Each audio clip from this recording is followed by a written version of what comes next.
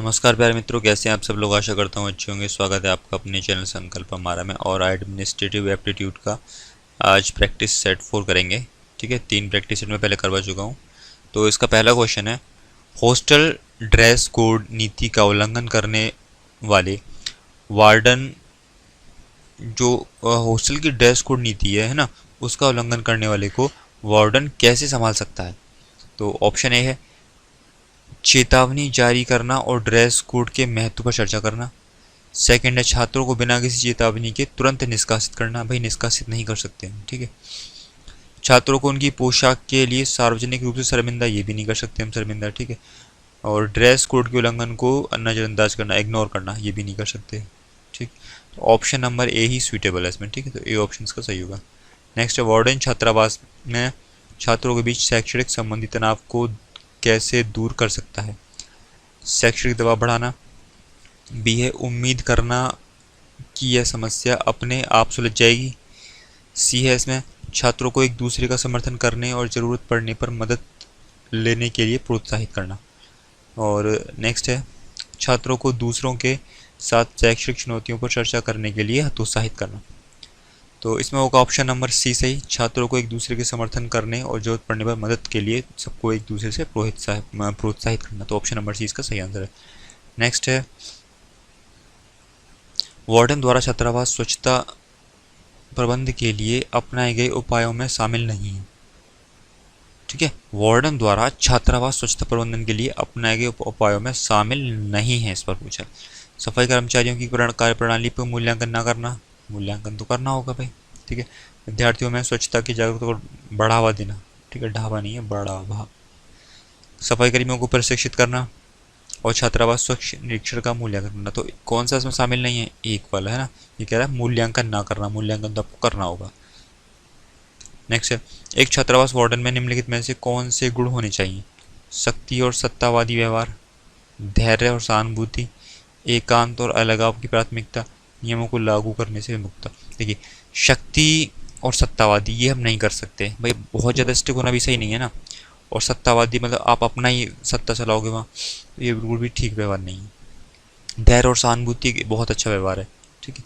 एकांत और अलगाव को प्राथमिकता बिल्कुल नहीं भाई। एकांत कैसे रह सकता है वार्डन, उसके सबके बच्चों के साथ मतलब बच्चों को देखना होगा और उससे लगाव रखना होगा। ये तो अलगाव है, तो अलगाव का कोई मतलब है नहीं।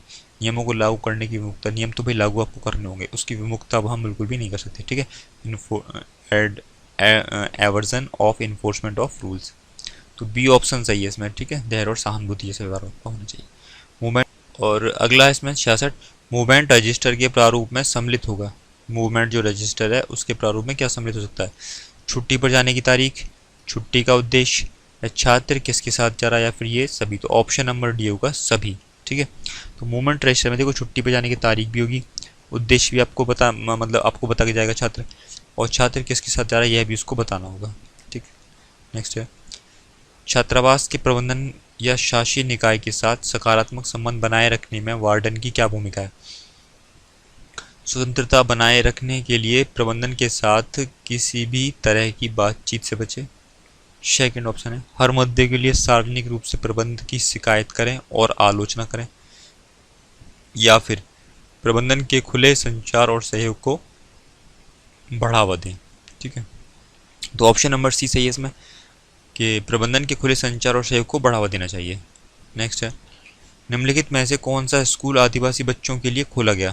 केवीएस, एनवीएस या ईएमआरएस या उपयुक्त सभी। देखिए केवीएस तो आपको पता है उन छात्रों के लिए होते हैं जो फौजियों के जो बेटे बेटी होते हैं, ठीक है, उनके लिए, फौजियों के लिए होते हैं केवीएस। और एनवीएस का मुझे इतना पता नहीं है। हाँ सॉरी, नवोदय विद्यालय है ना, तो नवोदय विद्यालय तो सबके लिए हैं। और ईएमआरएस किसके लिए, ये आदिवासियों के लिए खोले गए हैं। तो ऑप्शन नंबर सी सही आंसर है। नेक्स्ट है छात्रों के बीच झगड़ों से निपटने में वार्डन की दृष्टिकोण क्या होना चाहिए। मुद्दे को शीघ्र सुलझाने के लिए पक्ष लेना, पक्ष तो बिल्कुल भी नहीं लेगा वो। समस्या को नजरअंदाज करना और यह आशा करना कि वह अपने आप हल हो जाएगी। कोई भी समस्या अपने आप नहीं हल होती है, ना ही उसको अपना नजरअंदाज कर सकते हैं। दोनों पक्षों को सुनना और उचित समाधान करना, तो ये ही ऑप्शन एकदम सही है। नेक्स्ट है वार्डन उन स्थितियों को कैसे संभाल सकता है जहां छात्र मादक द्रव्यों के सेवन में शामिल है? समस्या से बचना और भविष्य में अपने आप सुलझने की उम्मीद बिल्कुल नहीं कर सकते। मामले की सूचना तुरंत उच्च अधिकारियों को देना। छात्रों को सामूहिक रूप से समस्या का समाधान करने के लिए प्रोत्साहित करना। तो ऑप्शन नंबर सी इसका एकदम सही आंसर है। नेक्स्ट, छात्रावास निवासियों के बीच समुदाय और सौहार्द की भावना को प्रोत्साहित करने के लिए निम्नलिखित में से कौन सा उपयुक्त दृष्टिकोण है? तो इसका ऑप्शन नंबर बी है, छात्रों के भाग लेने के लिए नियमित सामाजिक और गतिविधियों की व्यवस्था करें। ठीक है, नियमित सामाजिक गतिविधियों की व्यवस्था करना। ऑप्शन नंबर बी इसका सही आंसर है। छात्रावास में कितने समयांतराल पर बिस्तरों को धूप दिखाना अनिवार्य है? तो ऑप्शन नंबर ए, एक माह में कितना? 2 बार। 2 टाइम इन 1 मंथ, एक माह में 2 बार। ठीक है, 1 मंथ में 2 बार। छात्रावास में छात्रों का रिकॉर्ड रखने के दायित्व किसका होता है? छात्रावास अधीक्षक का, अतिरिक्त छात्रावास अधीक्षक का या सुरक्षा गार्ड का? तो इसमें होता है हॉस्टल सुपरिटेंडेंट का। ठीक है, रिकॉर्ड रखने का। छात्रावास का प्रभारी कौन होता है? तो हॉस्टल सुपरिटेंडेंट छात्रावास का क्या होता है? प्रभारी होता है। देखिए, ये जो अभी मैं आपको एक नेक्स्ट वीडियोस के लेके आने वाला हूँ, छात्रावास हॉस्टल सुपरिटेंडेंट और वार्डन है ना, इनके मैं आपको जो वर्क हैं अलग अलग वो मैं आपको बता दूंगा। अब एक नेक्स्ट वीडियो कुछ बहुत जल्दी लेके मैं आने वाला हूँ। नेक्स्ट है, छात्रावास केयरटेकर की जिम्मेदारी में क्या शामिल है? क्या क्या शामिल है? छात्रावास के कमरों की सूची तैयार करना, preparation of list of student, छात्रों की सूची तैयार करना, या छात्रों के स्थायी और अस्थायी पतों का रिकॉर्ड, या उपयुक्त सभी? तो इसमें क्या जाएगा? उपयुक्त सभी। तो छात्रावास केयरटेक की जिम्मेदारी में क्या क्या शामिल है? कमरों की सूची भी तैयार करनी होगी, छात्रों की सूची भी तैयार करनी होगी, और छात्रों के स्थायी अस्थायी पदों का रिकॉर्ड भी आपको रखना होगा। नेक्स्ट है, सलाहकार समिति की अध्यक्षता किससे की जाती है? मतलब कौन करता है? तो आ जाएगा हॉस्टल सुपरिटेंडेंट। ठीक है, ऑप्शन नंबर ए। नेक्स्ट है, एक छात्रावास वार्डन छात्रों की भलाई में कैसे योगदान दे सकता है? कठोर नियम और कानून लागू करके? कठोर तो कोई चीज़ हम कर ही नहीं सकते। शैक्षणिक शिक्षा और परीक्षा की तैयारी प्रदान करके? ये भी नहीं। एक सहायक और पोषाहारी वातावरण को बढ़ावा देकर? ठीक है, तो ऑप्शन नंबर सी सही आंसर है। एक छात्रावास वार्डन छात्रों की भलाई में कैसे योगदान दे सकता है? तो उनकी भलाई में योगदान दे सकता है एक सहायक और एक पोषाहारी वातावरण को बढ़ावा देकर। नेक्स्ट है, यदि प्रबंधक पर अत्यधिक बोझ हो तो उसे किस अवधारणा का उपयोग करना चाहिए? प्रतिनिधिमंडल या विकेंद्रीकरण, प्रबंधन का दायरा, या उपयुक्त सभी? तो उसमें आ जाएगा ऑप्शन नंबर डी, उपयुक्त सभी। हम तीनों का उपयोग कर सकते हैं। नेक्स्ट है, हॉस्टल में सुरक्षा का कार्य किसका होता है? टीचर का, प्रधानाचार्य, चपरासी, या वार्डन का? तो हॉस्टल में भी हॉस्टल की जिम्मेदारी किसके पास होती है? वार्डन की। तो ऑप्शन नंबर बी इसका सही आंसर है। आवासीय छात्रावास के प्रबंधन समिति कौन कौन सदस्य शामिल होते हैं? संबंधित विद्यालय के प्रधानाध्यापक, प्रखंड शिक्षा अधिकारी, या फिर संबंधित विद्यालय की शिक्षा समिति के सचिव? ऑप्शन नंबर डी इसका सही आंसर है। ठीक है, ऑल ऑफ द अबव, सब के सब शामिल होते हैं। आवासीय छात्रावास के प्रबंधन समिति में कौन कौन शामिल होते हैं? संबंधित विद्यालय के प्रधानाध्यापक भी शामिल होगा प्रबंधन समिति में, प्रखंड ब्लॉक का अधिकारी जो होगा शिक्षा अधिकारी वो भी शामिल होगा, संबंधित विद्यालय का शिक्षा समिति के सचिव ये भी शामिल होंगे। ठीक है, तो प्रबंधन समिति में ये तीनों के तीनों शामिल होंगे। नेक्स्ट, छात्रावास में विद्यार्थियों की में स्वच्छता के प्रति जागरूकता को बढ़ाने के लिए क्या किया जाना चाहिए? स्वच्छता पर poetry should be written by cleaners, स्वच्छता पर पोएट्री मतलब कविता लिखना, स्वच्छता का पाठ पढ़ाना चाहिए, स्वच्छ स्थानों पर पर्यटन करना चाहिए, या फिर विद्यार्थियों को साफ सफाई नियमित अभ्यास कराना चाहिए स्वच्छता के प्रति जागरूक? Option number D. ये शायद क्वेश्चन इससे पहले भी किसी सेट में आ चुका है, आपने देखा भी होगा। ठीक है, छात्रावास में स्वच्छता बनाए रखने के उपायों में शामिल है नियमित साफ सफाई कार्यक्रम, व्यक्तिगत सुरक्षा, समुचित भंडारण स्थान, लॉकर, अलमारी, खाद्य भंडार निपटान, या फिर लॉन्ड्री प्रबंधन व निरीक्षण या मूल्यांकन? उपयुक्त में से कौन सा विकल्प सही है? तो छात्रावास में स्वच्छता बनाए रखने के उपायों में शामिल है। ठीक है, इसने पूछा है शामिल है, तो नियमित साफ सफाई ये शामिल होगा।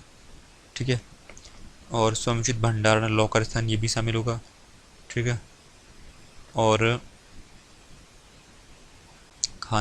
खाद्य भंडार निपटान ये भी शामिल होगा। ठीक है, और मतलब सारे ही शामिल होंगे। तो ऑप्शन नंबर सी 1 2 3 4, ठीक है, यहाँ पे एंड 4 होगा। ऑप्शन नंबर सी, ये सारे के सारे स्वच्छता बनाए रखने में सभी सहायक है। सफाई कार्यक्रम, समुचित भंडार, लॉकर, अलमारी, ठीक है, खाद्य भंडार निपटान, ये भी आपको होना चाहिए। लॉन्ड्री प्रबंधन और निरीक्षण, ये भी होना चाहिए। नेक्स्ट, छात्रावास के वरिष्ठ वार्डन एवं वार्डन की नियुक्ति किसकी सिफारिश से की जाती है? ये जगह पे किसकी सिफारिश? वाइस चांसलर, डीन, अधीक्षक या अधीक्षक व डी। तो इसमें आ जाएगा इसका सुप्रिटेंडेंट, अधीक्षक और डीन। ठीक, तो छात्रावास के वरिष्ठ वार्डन एवं वार्डन की नियुक्ति किसकी सिफारिश पे की जाती है? अधीक्षक एवं डीन की। Next, what is hostel management? छात्रावास प्रबंधन क्या है? छात्रावास का प्रशासन, समन्वय या ए और बी दोनों? ठीक, तो छात्रावास का प्रशासन भी है और समन्वय भी है। छात्रावास का प्रबंधन क्या है? छात्रावास का प्रशासन और समन्वय। छात्र छात्राओं के संदर्भ में लाइट आउट का तात्पर्य क्या है?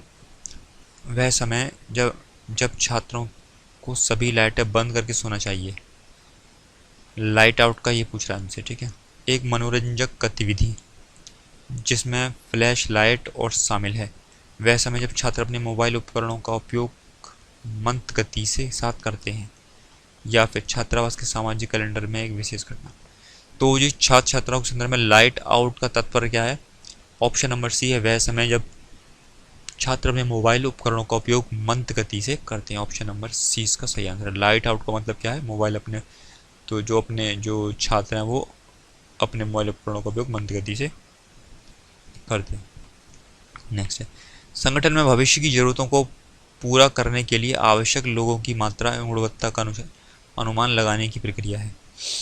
मांग का पूर्वानुमान, आपूर्ति या फिर पूर्वानुमान या उपयुक्त में से कोई नहीं। ऑप्शन नंबर ए है इसका फोरकास्टिंग ऑफ डिमांड, मांग का पूर्वानुमान। नेक्स्ट है, छात्रावास में स्वच्छता और स्वस्थ वातावरण बनाए रखने के लिए कौन सा कार्य प्रतिबंधित है? छात्रावास में धूम्रपान, स्वच्छता और स्वस्थ वातावरण बनाए रखने के लिए तो छात्रावास में धूम्रपान, मादक पेय पदार्थों का सेवन न करना, कमरे में खाना बनाना या फिर अनाधिकृत इलेक्ट्रॉनिक उपकरण रख।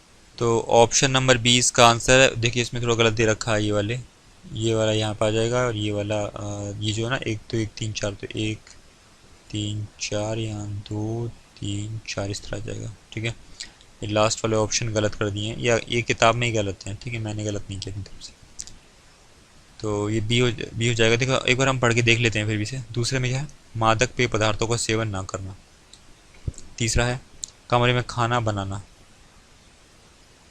और चौथा है अनाधिकृत इलेक्ट्रॉनिक उपकरण रखना। तो इसने पूछा स्वच्छ वातावरण बनाए रखने के लिए कौन सा कार्य प्रतिबंधित है? कमरे में खाना बना सकते हैं? नहीं बना सकते। अनाधिकृत इलेक्ट्रॉनिक उपकरण रख सकते हैं? नहीं रख सकते।